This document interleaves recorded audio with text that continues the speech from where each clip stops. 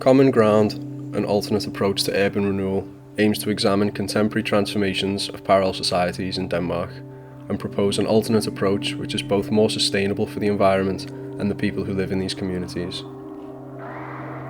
Considerable net migration in the early 2000s and growing social unrest across Denmark in areas such as Bispehaven, Gellerupparken and Tingbjerg led to new legislation being introduced by the government regarding the identification and transformation of specific neighbourhoods.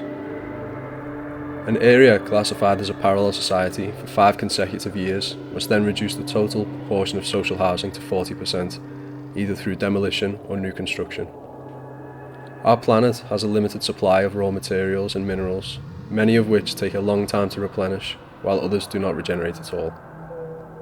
The construction industry is responsible for 37% of global emissions, with the climate fast approaching irreversible damage, and the construction industry responsible for contributing to a large portion of this.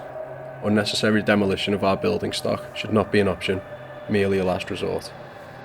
When renovating social housing across Denmark, there's an opportunity to incorporate facilities and functions that are missing in the wider community, such as doctors' offices, daycares and co-working spaces. Residents in social housing are some of those who have the worst physical and mental health in Denmark.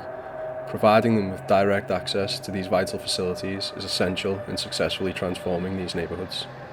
With global warming predictions surpassing initial warnings, the United Nations urge the next decade may be the most significant time period in human history regarding the climate.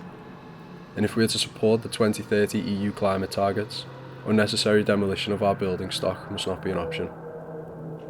We know that architecture and urban spaces have the ability to act as a driver for positive social change within our neighbourhoods.